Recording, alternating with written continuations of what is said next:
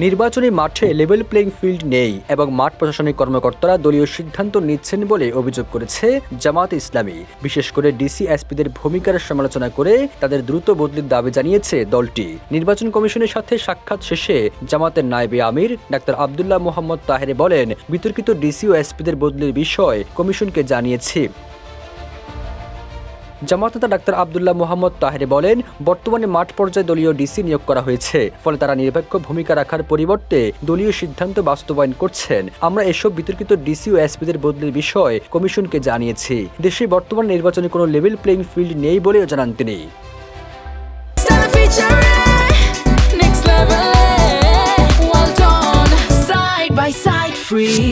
জামাতের এই নেতা অভিযোগ করে আরো বলেন, প্রার্থিতা বাছাইয়ের ক্ষেত্রে আমরা চরম বৈষম্য দেখেছি।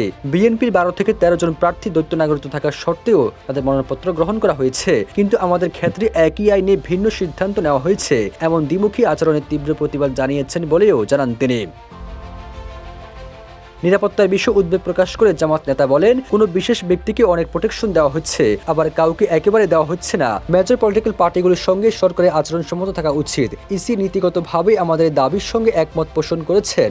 আচরণবিধি প্রসঙ্গে তিনি বলেন, একটি দল প্রচার চালাচ্ছে, তারা ক্ষমতায় গেলে বিভিন্ন কার্ড দেবে। এটি সরাসরি আচরণবিধির লঙ্ঘন। কমিশন ব্যবস্থা নেওয়ার আশ্বাস দিয়েছে।